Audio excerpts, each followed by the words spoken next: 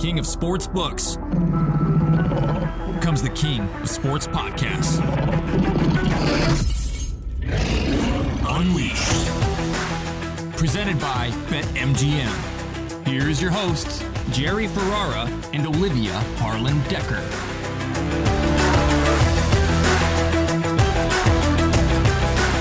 The wait is over. Week 1 is here. You know, Jerry, I have a take that isn't quite as hot as your Super Bowl Sunday proposal.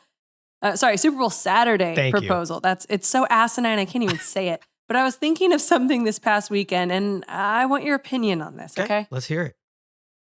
Why doesn't the NFL and college football share week 1? You know, Monday was Labor Day. Let people party all weekend, watching their teams, going to games, having watch parties, going to watch parties, whatever. Let college football have your Thursday kickoff, Friday slate, big Saturday slate, and then the NFL has Sunday and the 2 Monday games like usual. They could even do 3 or 4 games on that Monday Labor Day. I just don't get why a league that's so centered around Sunday, why they can't take advantage of a Monday holiday. Am I crazy? No, you're not crazy. And I like the way you're thinking because as asinine or trash, as you called my Super Bowl Saturday take, and it is, yeah, it is. The moral of the story is let's separate a tiny bit from traditions. I love traditions. I don't want to lose the traditions, but if we don't separate a little bit, we'll never innovate. So I'm not going to say this is a trash take. I do like it, but to me, that still feels like college football would be even though they're going first, they would be the main course. And it's almost like NFL would be dessert. Whereas the way it's split up now, college football, for me anyway, this whole week is like the appetizer. And then next weekend, this Sunday coming up, is like the main course. But I wouldn't be against what you're saying. I like to break some of these traditions in a small way.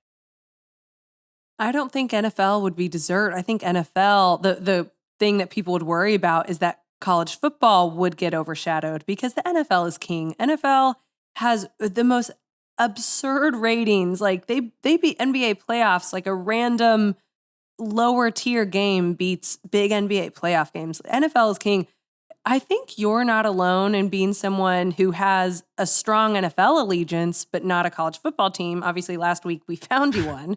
The Chanticleers, the Fighting Chanticleers, who are now 1-0. We'll get to that later. But do you think that people more or less are kind of one or the other? Like they're more college football than NFL and vice versa? I don't think there's a ton of crossover, right? It's kind of a different audience. Yeah, I don't know how many people are out there that love college football and NFL football the same.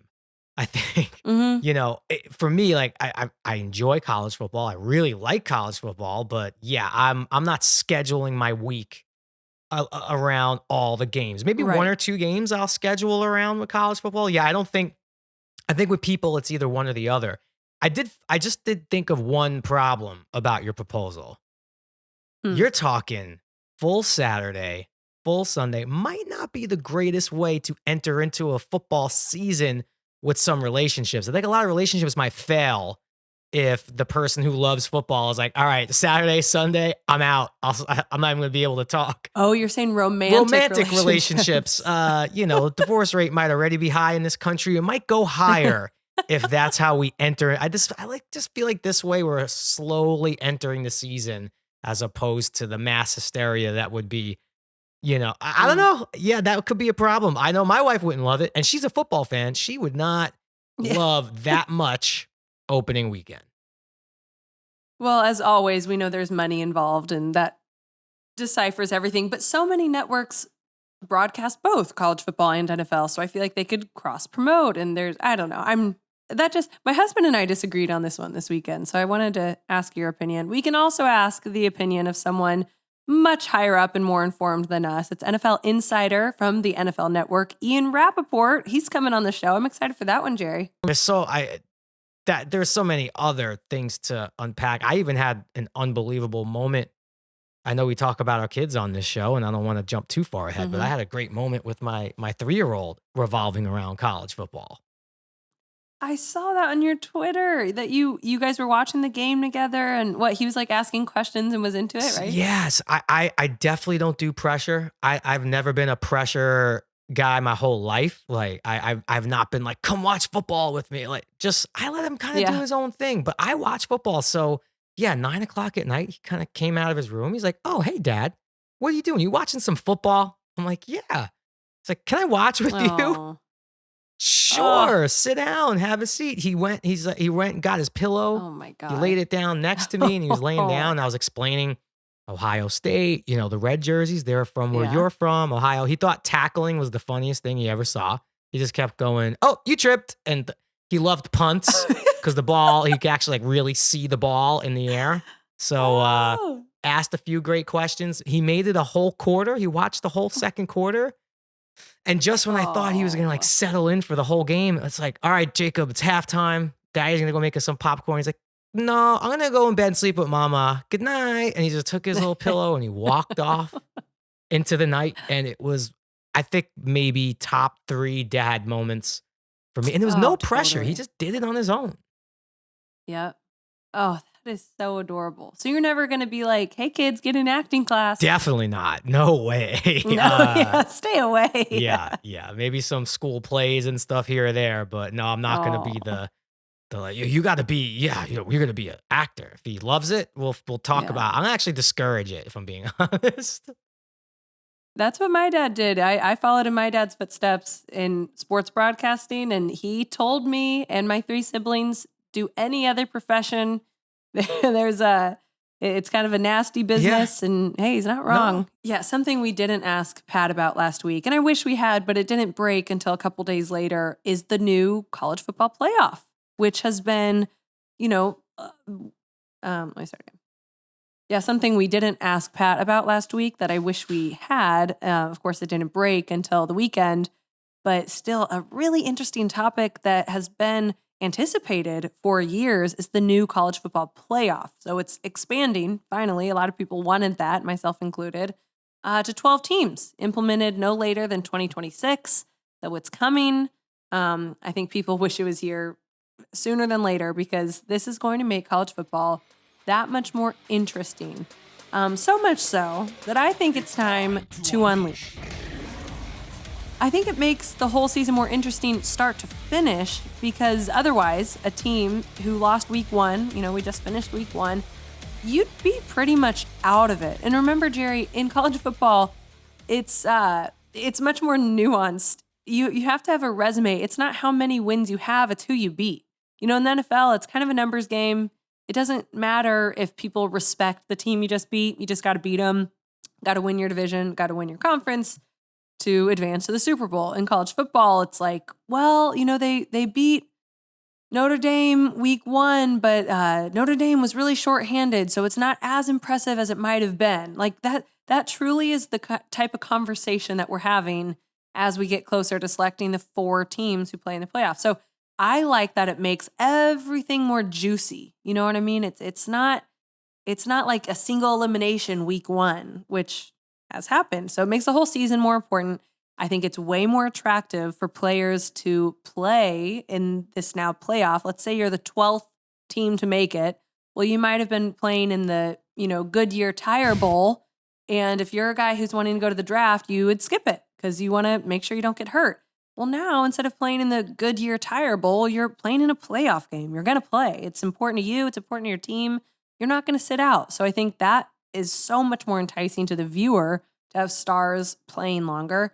And then with NIL, more teams and players in the playoff, now they've more of a chance to cash in. If you're a star running back on, I keep kind of using this reference, but the 12th team in, well, now maybe you just signed a nice little deal for an extra 10, 20 grand to do something in your town for, you know what I mean? This stuff adds up, it accumulates. And then I think most importantly, it's the chance of an upset. It makes it more like March Madness. When you have more teams, you never know who's going to get hot at the right time. And, injuries really play a big role. When you think of Alabama last year, their top 2 receivers, one went down in the SEC championship, one went down in the national championship. Think if there was a third game in there. Think if those had been 2 playoff games before they got to national championship game. That's interesting. That's really interesting. So I think all of it makes college football a little sexier. You want a bigger playoff. It just feels like more is at stake.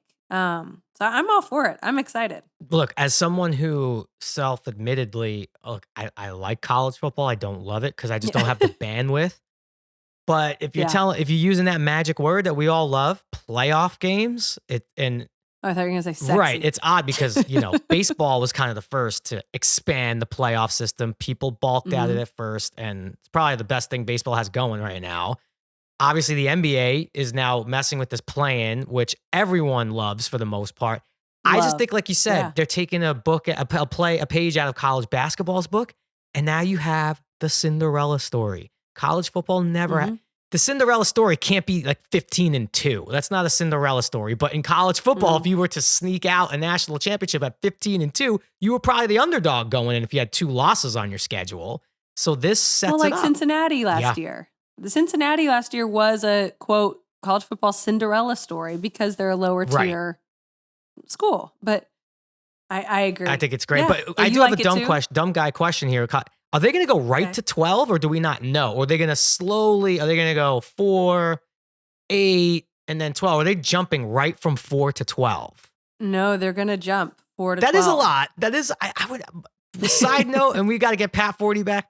Maybe do 1 year with 8, test the waters, and then maybe up it to 12. You're just jumping right to 12. I don't know, but they're a lot smarter than I am, so. Well, that is for sure. I'm all for it. But yeah, I feel like, obviously it was just voted on, it's just agreed upon. So it's too late to have it for this season. But I just wish they'd do it next season. Just let's go. Let's do it. Because then let's say you're a team that probably would have made the top 12, but right now you're a junior. You're like, I'm never going to see the playoff because my team's not going to be a top 4 team this year or next year, but we would be a top 12 team. Like we're one of the 12 best in the country. So it's, just now that it's dangling right in front of these guys, let's get to it. Yeah, it's going to affect so many, it'll affect the NFL draft, which will be cool. We all know we become prisoner of the moment with the playoff system and the national championship game. So now there'll be some, like you said, 10, 11, 12 seeds who we would not be watching play playoff games. We're going to get a look. So it's going to even affect the NFL draft. So this is really cool. Good Unleashed. That was the Unleashed section. And now we have a new game. And I'm excited for this one. It's called That's the Ticket. So as we are going to talk week 1 games with Peter in a little bit, first we're going to have some fun with some futures. And they're going to be kind of random, which I love because I love picking either a bad team to bet like a low under on for win totals or, a random player prop. Like these are the fun ones because then you have interest in something otherwise you wouldn't. You know what I mean? From a betting angle. Do you want me to throw the first random one at you? Please, yeah.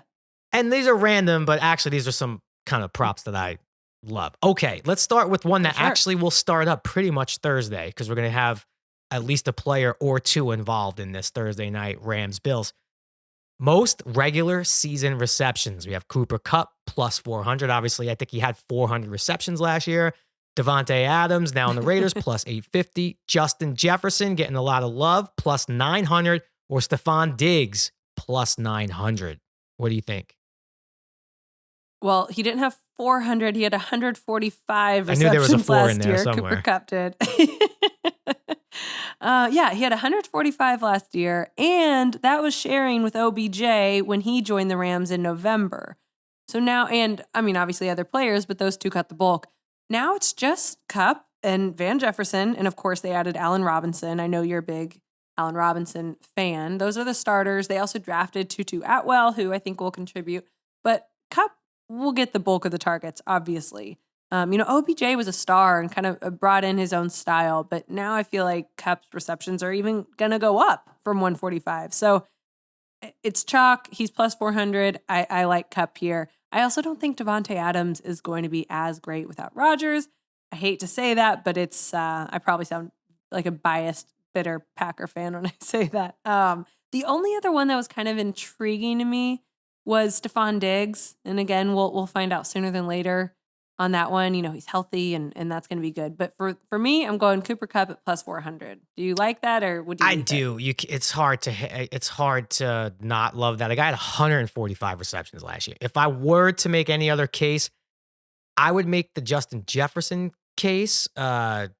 Different coaching situation there. Thielen hopefully back and healthy, which may help Justin Jefferson not get fully double covered. I just think Justin Jefferson is poised for this kind of maybe record kind of year. I don't know, but I'd like the plus 900. But Cooper Kupp, you can't argue with Cooper Kupp because there was no OBJ in the Super Bowl. That was their only receiver, and he still had like 150 receptions in the Super Bowl. So even with all eyes on him, what OBJ had like 2 catches, and one of them was for a touchdown. I will say OBJ didn't start the season there, so Cooper Kupp did have a solid month and a half without OBJ to pile up. I mean, God, it was insane. But they got Stafford there. I love it. I do love Cooper Kupp most regular season receptions.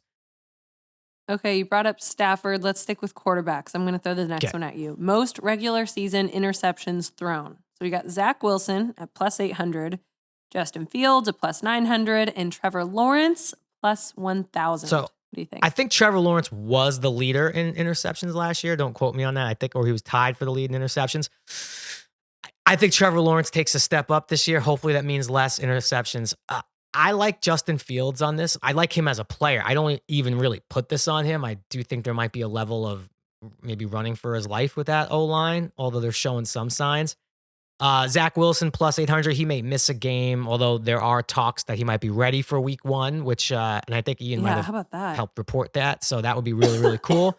I lean Justin Fields plus 900. I didn't check the odds on this other player who came to my mind. And I'm going to put our producer, Joel Solomon, on blast right now because I was kind of on the move getting the kid to school. And I said, anyone know what's Jameis Winston's odds on leading interceptions? We know Jameis, famously threw a lot of interceptions, a lot of pick sixes pretty much. And Joel sent me the Jameis Winston odds and then also just thought it would be fine to send me the Daniel Jones interception odds. I didn't ask for those. Ouch. I don't know why he did that. I did not ask for the Daniel Jones. Daniel Jones is a fumbler. Let's get one thing straight. He's a fumbler. He's not necessarily, he might not throw enough to have INTs. Get it right. I think Joel. Justin Fields at plus 900 would be my call. Okay. I disagree because I think the Bears are going to be so run heavy. I don't think they're letting him off the leash yet. And I agree that Trevor Lawrence is going to be much improved, but he's so young. I don't know. I think he could lead. From those 3, I think he would have the most regular season interceptions at plus 1,000. So that one we disagree on. And yeah, Zach Wilson might play week 1, which is nuts. That's just coming out. Okay, here's another QB one. How many passing yards will Tom Brady record in the regular season? The number is 4,549.5. What do you think? Over or under? I think over. It's a coin flip to me, but I'm not. I've been scorned by this already, thinking, oh, this is the year Brady's done, and he won like 3 more Super Bowls after that. So I know this year might be a big under year on props for a lot of players out there. I'm not an under guy. I lean over here. I know there's weapons issues with Godwin coming back from an ACL and Russell Gage I get it, but still, I think he's got enough there, and I think with that division, he could easily throw for the over on that. So I'm going to say under. And you're not wrong. Both years he's been in Tampa Bay, he's had over that number. But now he loses Gronk, he loses Antonio Brown. Mike Evans is working back from injury and probably won't go week 1 is what I'm seeing. Russell Gage is injured. Chris Godwin is coming back, and I guess just this week practiced without a brace, so that's a big deal. They've brought in Julio Jones, but I think there are enough question marks there. He's kind of lost his 2 guys. He was a big proponent of Antonio Brown through everything, and obviously Gronk's his guy. But I think this might be an under year for him. Again, not saying that they can't still win, but I don't know if he's going to completely air it out like that because, I just think his stable is a little bit depleted. And, his last 2 years in New England before he became a Buccaneer, he was under that number. So I don't know. I'm going under. Okay, here's another one. How many receiving touchdowns will Kyle Pitts record in the regular season? The number's 4.5. So I love Kyle Pitts. Everyone loves Kyle Pitts. Such a talented, exciting. I mean, he's basically a wide receiver at tight end. He's better than most wide receivers at this point. And I know touchdowns definitely wasn't his thing last year, although he had an all-pro year. He only had one one touchdown. I know. I had him in like all fantasy leagues. One receiving touchdown, yeah. Because it's very easy to key in on him inside the red zone and even inside the 30-yard line. If they're not double covering Kyle Pitts, I would question every D coordinator. That being said, I do lean under because I just don't know if there's enough around him to garner the 5 touchdowns to get the over. So I lean under. I like under here. I will say, though, if it does go over, I do think it's because he just has one monster game where he has like 4 touchdowns in a game. And I think that's what will maybe get him over. Some matchup with, it's not going to be against New Orleans, but, I think they play the Seahawks. That could be easily a game he has 4 touchdowns. Yeah, your Seahawks. Yeah. He might just do it against your Seahawks, but, your Seahawks are going to win the division. So even if he has 4 touchdowns, they're still going to find a way to beat him. Okay, no, you said it wasn't over wins, wasn't it? Win the division? Win the division wasn't a lock. It was my lottery ticket, but the over wins, which I think is over 5.5 is my lock. Was your lock. Oh, God. What did I do? Okay, Super Bowl division winning team. AFC East is plus 450, AFC West plus 350, NFC West plus 500, NFC South plus 600. I'm going with the AFC West. Obviously, I think tip to tail, they're the most stacked. Definitely when it comes to the quarterback position. I just think there are too many good teams in that division that I like the odds of one of the 4 making it to the Super Bowl or win. But ultimately, I do see the Bills from the AFC East winning the AFC. So that's a tough one. But I guess for a bet, I like the AFC West at plus 350. Plus 350 is a good number for that. You're essentially getting a whole division, which I don't think any of these other divisions have even the possibility of 4 teams winning the Super Bowl, even though it's highly unlikely that the Raiders will win the Super Bowl, although I do like the Raiders this year. I'm going to go a little different on it. Interestingly enough, no NFC East here. Wow, shocking. We didn't even bring up the NFC East and what their odds are, plus 2 million probably. I sort of like the NFC West. You get the Rams, who easily could get back there. The Niners, obviously, if Trey Lance figures out some things, Niners are super talented, and we know I love the Seahawks here, and everyone's writing off the Cardinals, and I sort of am too, but NFC West at plus 500, I'm with you. AFC West is the way to go, but if you wanted a second choice, NFC West with a little sprinkling might be okay at plus 500. Yeah, because you like the Rams.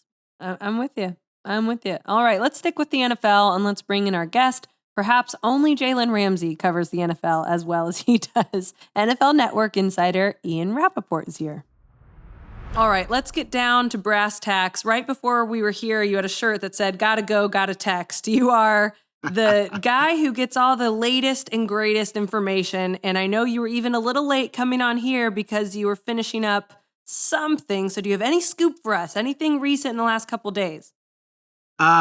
I have so much swimming around in my brain that I'm sure some of it will come out. I mean, it's weird because we got a couple days before the season starts, and so many of the different storylines for the off season are kind of culminating here. And some of them have been handled already. Like Deshaun Watson is done. Obviously Baker Mayfield was traded. Russell Wilson got a new contract. Lamar Jackson still, as of right now, does not have a new contract. But it's weird because I personally I love football, so I get so excited for the season to start. And some of the reason is because we start new with what I do, which is news. We're all of the off-season stuff is rounding to a close, and it's by the time we get to Thursday night, it'll basically be a clean slate, and it's okay, what are we gonna have, and what's the year gonna be like? That's the really good stuff for me. I'm excited. Yeah, I almost said too, I'm so happy to have you on and talk to you. I'm we gotta hope he comes back because you're right. It's kind of winding down. We're going to get a fresh slate of stories and narratives coming up. So I hope you do come back. But this has definitely been a strange offseason, at least as a fan watching all this. Where does this one kind of rank for you in bizarre? You got Tom Brady. You mentioned Deshaun Watson. Does this one rank up in bizarre kind of stories? Yeah, I mean, the Deshaun Watson story, which was never ending. I mean, think about it. We had all year. So there were times in June and I'm not talking this June, I mean last June, so 2021, where I thought Deshaun Watson would be traded at some point over the next week. That was last June, and he wasn't traded for, many, many, many months after that. Didn't play at all, and then gets traded, which was massive.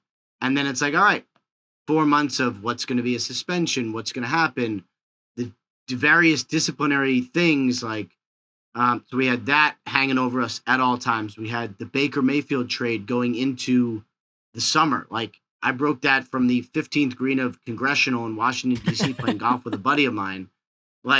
It would never stop. The Aaron Donald contract, was he going to retire? Was he not? All of those things.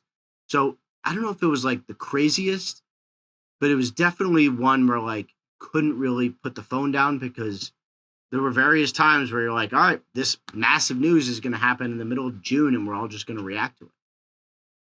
I mean, that's good stuff. The Baker Mayfield, you just jogged my memory. I believe it was your coworker, Cynthia Freeland, that he said, I'm going to F the Browns up. So that game's coming up this weekend. It's going to be massive. Probably as one of the best storylines going into these week 1 games. What do you expect out of Baker and the Panthers? And what do you expect for the Browns to bring without Deshaun Watson, as you mentioned? But, Myles Garrett seems like he really wants to get to Baker as well.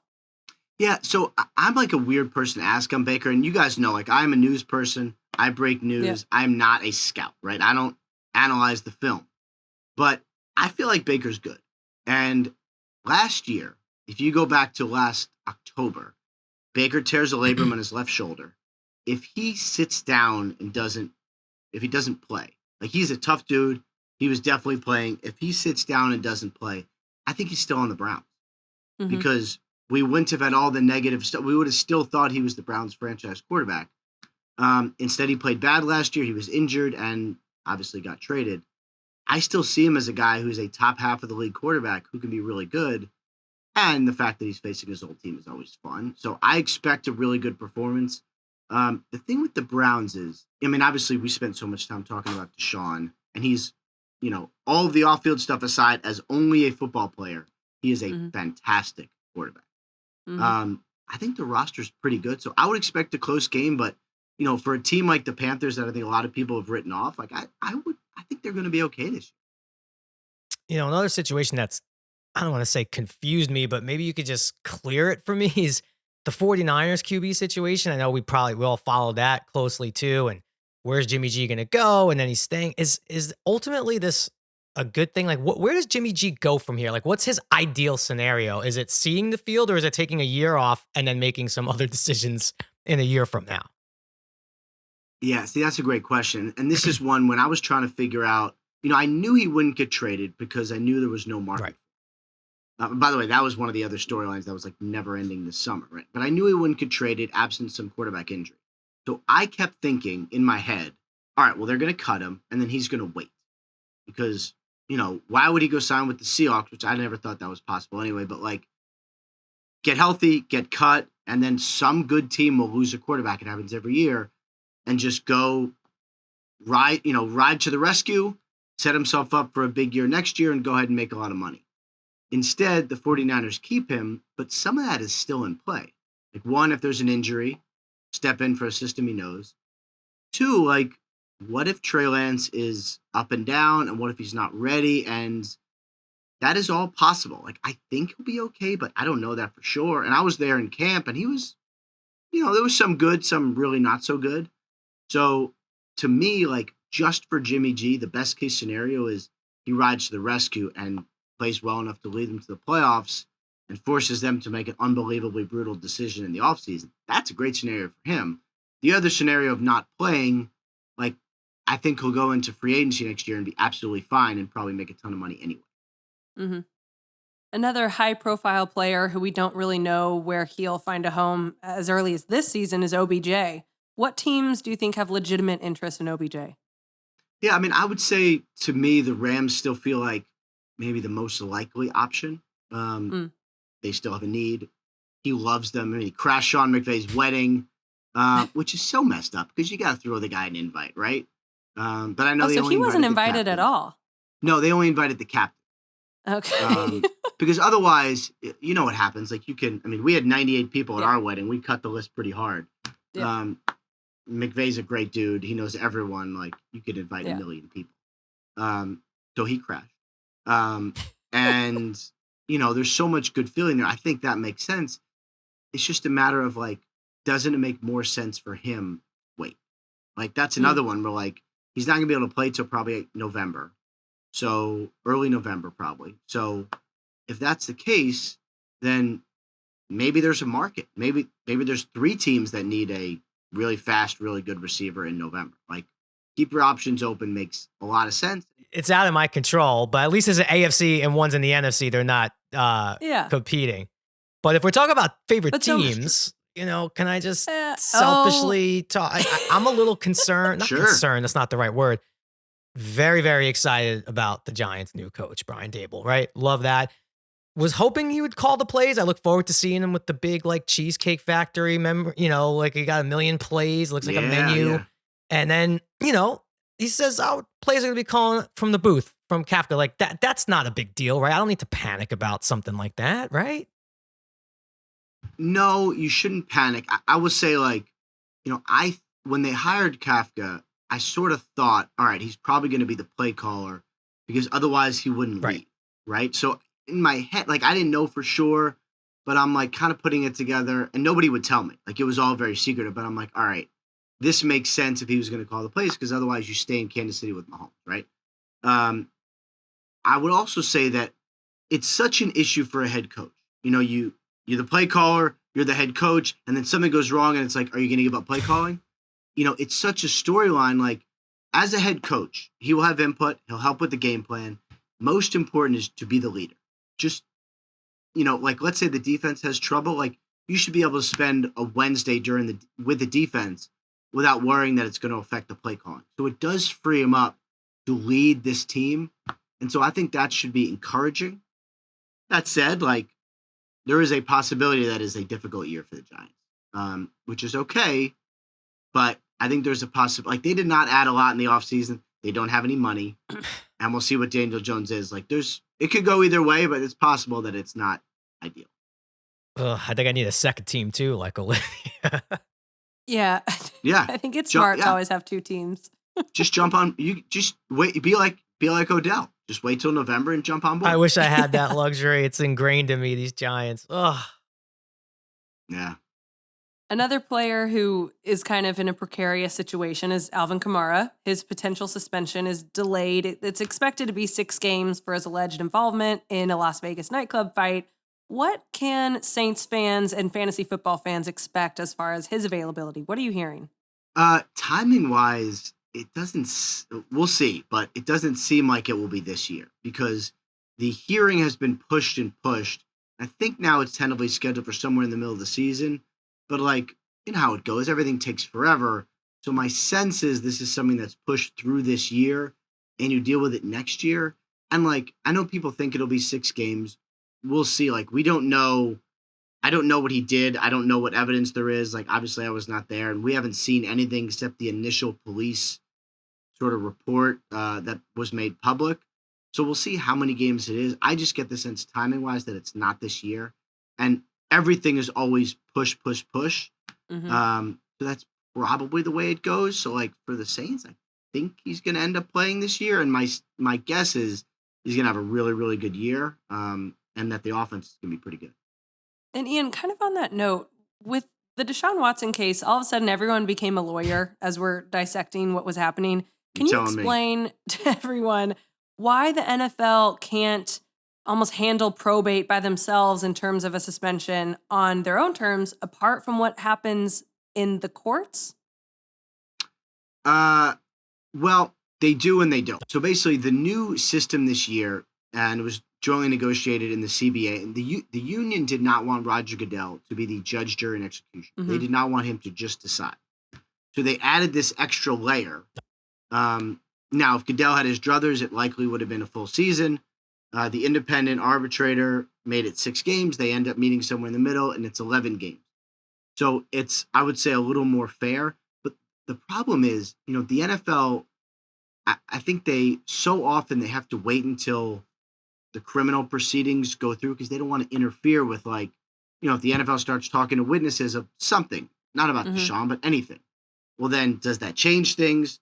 Does something that is said to the NFL alter what the police are going to do? So, we all, because we're football fans, care about like, are they going to play? Are they going to be suspended? What's it going to be like? Right. But the real world, it's like, is this not Deshaun, but anyone, like, is this person going to jail? Like, did they do some sort of serious crime?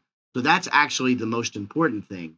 And then the NFL basically comes second because they don't want to interfere with like an ongoing investigation, et cetera. I feel like switching topics for a second, because you mentioned you got a text or something while you were on the golf course, you broke a story.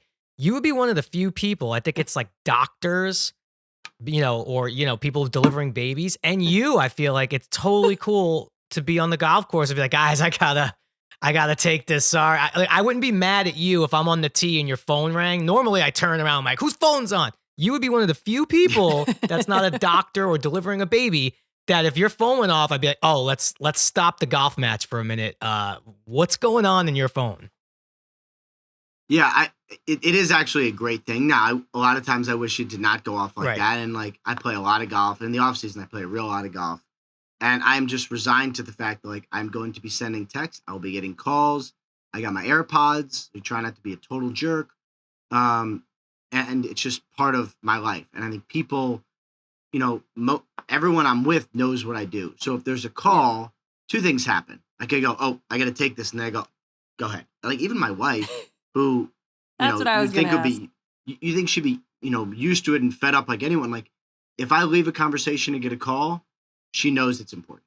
So she will she never says anything. It's never like, why do you have to take this? She knows if I'm taking it, I need to take it. The other thing is everyone's like, your friends must annoy you, Yeah. right? Like, Oh, who's it? Can I see your phone? Can I see your phone? Like that's, and like, there's always, you play golf with three people. If you get three calls in the span of 2 minutes, they're always like, who is it? Who is it? So you're like, can I trust you guys? Like, let me tell you what's going on. So like when I was working on the Mayfield trade at Congressional with one of my high school buddies, and his father-in-law, actually, I had to be like, all right, guys, I'm going to tell you what's going on. Don't say anything. And so it was like a half hour where the only people who knew what was happening were me and then like my playing partner, as we like sorted it out. It was kind of fun. And they all had a great kick out of it. They enjoyed themselves. What a perk of being your friend. Well, it's also like generally annoying too, because you have to deal with me like, can you shut up? I'm trying to putt. That happens too. Now I really want to golf with you. What? Sorry, go ahead, Olivia. Now I really want to golf Do with you. it. Come on. Come out to my course. I'm mediocre. Oh, we'll Perfect. talk off the air then. Great. Sorry, go ahead, Olivia. No, so you wouldn't like it because I would have a lot of entourage questions. I was a big entourage. No, I feel like it's got to be a trade-off. Hit him with one. Like, yeah, go ahead, Ian. You ask a question. Well, I would say I don't have questions, but I did want to say one thing about entourage. So when I was like 24, I moved to Mississippi, and then I moved to Alabama, Mississippi for 2 years, Alabama for 3 years, then Boston. We traveled around the country, and Entourage was one of my favorite shows. And, never missed an episode. I was all in, and I missed and like when I was in Mississippi, like I didn't really know anyone, so I didn't really have any friends. And the like togetherness and bond that you guys had in the show was something I like held on to because I was not with my friends. And it was like actually like really meaningful. Because like I'm like, all right, like gosh. This, I know seriously, like it made me feel like close with my buddies watching you guys and like whatever happened on screen there. I mean, you know how good it was, right? I mean, it was like, I'm sure it was like pretty organic and awesome, but like it has a special place in my heart as someone who traveled around the country a lot of times by themselves. It was pretty cool. I mean, that I appreciate that in so many ways. But that's the thing with the show. I always tell people like Hollywood was the backdrop. The show was about friendship. The show was about 4 guys from Queens who got in this extraordinary scenario and always said, we're going to do this together. All the Hollywood stuff, that stuff is great. It's funny, got a lot out of it, but the show's about friendship. That's always what it was. That means a lot. No, all right, we're golfing. Yeah. This is settled before. Maybe we can get it in before. I don't know what, that's the thing. I don't even know what a good time is for you because I feel like you're a very busy guy, busier than me. I'm a Tuesday only golfer during the season. In the off season, in April after the draft, then it's all okay. Noted. We'll figure it out. Tuesday only. Why Tuesday? That's my No news that's my breaks only on a day. Tuesday? Okay. No, but so basically, like the way the season is, like I prepare for Sunday for our pregame show. Like for my like me and Schefter and Glazer, like that's when a lot of our big stuff comes. And so you prepare news for Sunday. Then you watch the games, and like we usually like have friends over or go somewhere. Like it's pretty chill. And then by like 3 or 4 o'clock, like the injuries start to come in, and I kind of gotta like get to work. And then Monday is all like who's injured, which quarterbacks are being replaced, did anyone get fired, like all that stuff. Is Monday's like crazy. Tuesday, like there'll be a couple kicker tryouts, or like someone's bringing in someone because someone got injured. And so Tuesday sort of you clean up some things, but Tuesday's like my only off day. And then Wednesday it kind of ramps back up. Players are back in the building, like that kind of stuff. So that's kind of the way my week kind of lays out. It's weird, but Tuesday's my off. You're pretty rare in this business that you get to actually enjoy watching the games. So you said Sunday, like you have friends over, you're just sitting around watching the games? Yeah, it's great. That's like very rare. It's actually really weird because people are always like, oh, like, we would have, we'd want to do something, but I know you're working. And I'm like, I'm not working. Like I'm watching the game. It's great because, like Thursday night, like they will kick off and everyone I would talk to is watching the game. Now, a lot of them will text me like, coaches or GMs or agents or what, they'll text me during the game, just react because it's fun. But like nobody wants to talk to me during the game. They all want to watch a game. And there's a lot of games. So like Sunday at 2 o'clock, every single person I would talk to is busy. So you just watch the games and have fun. And like, I like my job a lot. It is intense and it is weird and it makes me do strange things, like get up in the middle of a conversation and not say sorry, just start talking to someone. But I like my job a lot and I love football. So like I really get to enjoy football like anyone else, even though I have this kind of other weird job about it, Yeah. No, I love that. We were recently talking about the Manti Te'o documentary on Netflix, and it was kind of so good. It was kind of a heat check in the journalism world, right? To not take everything for face value. And there's even a phrase in journalism, if your mother says she loves you, check on it. Have you ever been lied to by a source or gotten screwed on not double checking something you were told? Yeah, I did actually. Now, first of all, documentary was great. And it's crazy because like you shouldn't have to check, is this girlfriend real or not? Like I would never think to check that, but the story was incredible. I mean, Deadspin's reporting is not perfect. Like they led us down a road where like you sort of blamed him, even though that really wasn't fair, but we didn't know at the time. No, Jerry, that's what I said. I told you. Like that was kind of like it was. Manti Te'o was very sad, but not complicit. You know what I mean? But yeah, so I had probably my most like famous one, also the most painful for me, was when Antonio Brown was going to get traded from the Steelers. Like remember the playoff game? Like he showed up in a fur coat. Like it was all a mess, and everyone knew he was going to get traded. And the big story that offseason was, where's he going? Well, I knew the Bills and the Steelers were in like intense negotiations. The deal was basically done. They had terms. I knew the terms. I knew the trade was about to happen, and I wanted to break it so bad that when the trade was close, I reported it. So, and I had really good sources. The deal is close between Antonio Brown going from the Steelers to the Bills. Well, as I reported it, the contract negotiations were going on for his new contract, and they could not come to terms on it. So I reported at like 11:30 without talking to every single person involved, but talking to enough sources where I felt very comfortable. And at 11:30, I reported it. No one confirmed, no one denied, no one said anything. Like other reporters, whatever. And I was like, that's weird. Okay. Around 3:30, when contract talks broke down, then everyone denied it. And I woke up at 5, and the Bills had a statement where they were like, yes, we explored Antonio Brown, but we will not be trading for him. So like at the time I wasn't wrong, but I was wrong. And it changed the way I reported because, there are definitely stories where I get beat on now where I am I'm going to wait until I hear from this specific person because this could be wrong. And other people will Wow. come out with it. They'll say this deal is close. And I'm like, I will wait. I will just wait because, you got to know it. You got to know it 100%, and it's got to be buttoned up. And if there's, so I will now make absolute sure to get in touch with all parties before I break something like that because it could go sideways. And then in the end, I didn't check enough, and that has changed the way I do my job. Yeah, I could only imagine. Now, it sucked at the time. No, I could only, listen. Yeah.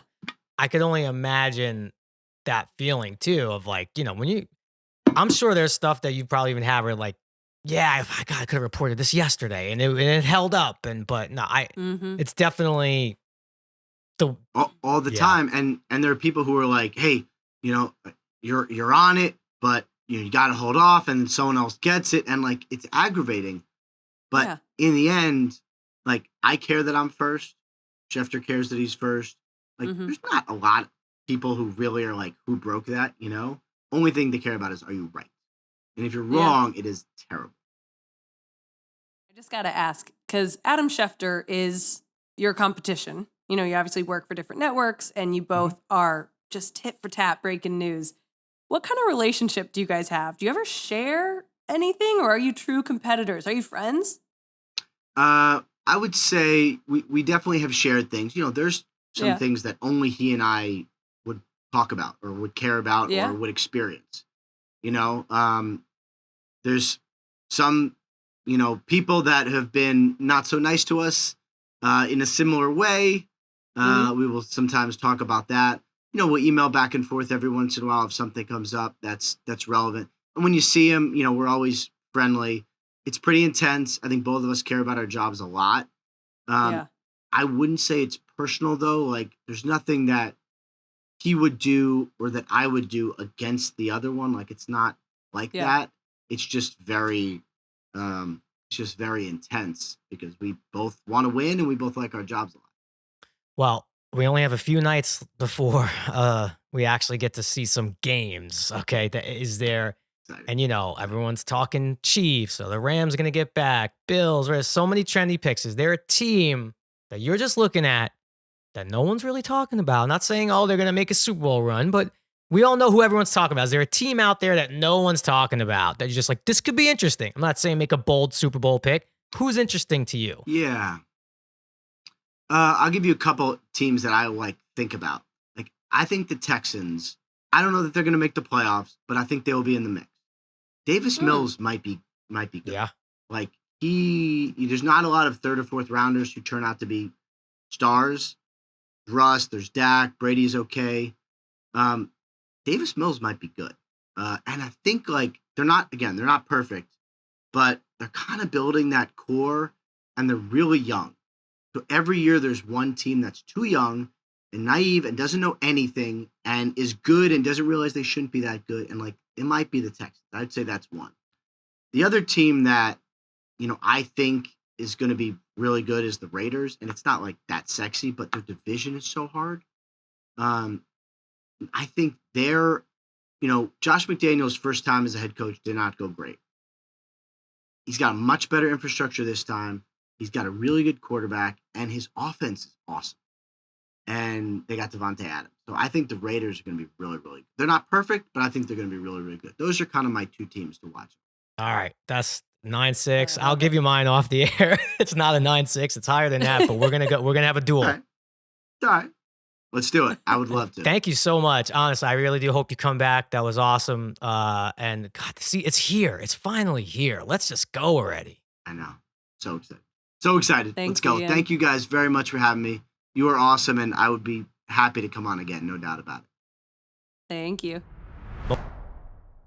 Okay, so I am watching Entourage for the first time, as our loyal listeners know, and each week I get to ask you questions, behind-the-scenes stuff, juicy, intimate details of how the show was shot, everything, a lot of celebrity cameos, so it's a lot of fun to pick your brain on this. One celebrity cameo that I think has almost been the best yet, as I'm still about halfway through season 2, is Bob Saget. R.I.P. Bob Saget. He was so funny in about the 2 episodes they had him in, I don't know if he's in more as I move forward, he's raunchy as hell, which I always, know he's so different from his Full House persona.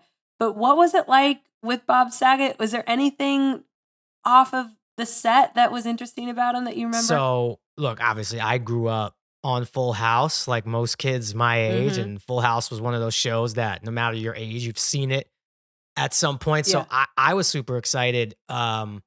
I do remember when he came in too, because I always heard he's like his stand-up was a little more raunchier. He's nothing like Danny Tanner. Most people wouldn't have wanted to do a cameo like that where they're sort of living at I guess you could say a brothel, Beverly Hills brothel. A high-end Beverly Hills brothel. So. Yeah.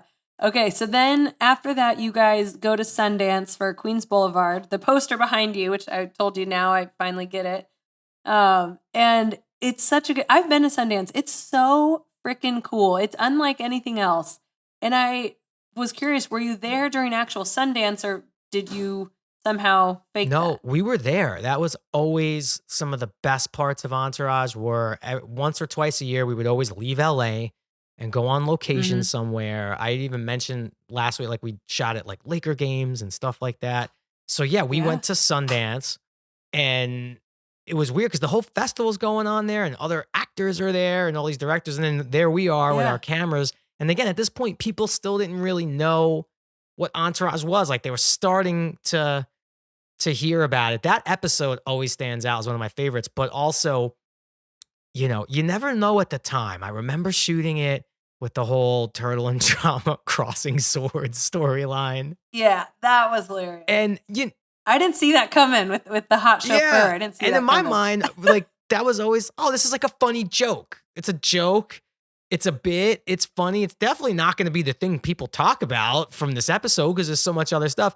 And that was almost 20 years ago. And I think probably 1,000 times I've had someone yell at me from across the street or meeting me and talking about me and Turtle and Drama crossing swords. Like we did not think that was going to be the thing that stuck out in that episode. And oh boy, did it. Because I've been hearing that for 20 years almost. I love it. Greatest hits.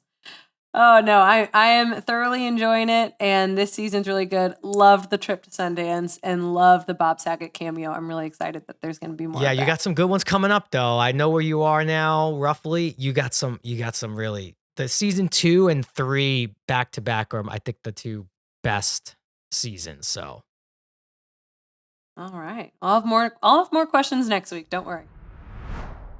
Okay. We're giving every customer at BetMGM a completely free bet to use on a 1-game parlay. Starting Wednesday, just log into your account and your free bet will be waiting for you in your bet slip.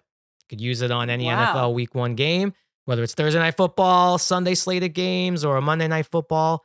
Pick your favorite OGP and lock in your bet. OGP. I like that. That offer runs from Wednesday through Monday, so log in now to claim your free bet. That's a great offer. Next week, I'm so excited, Jerry. We have Jay Glazer. He's your buddy, and we'll talk more NFL. So that'll be really good next week. Yes.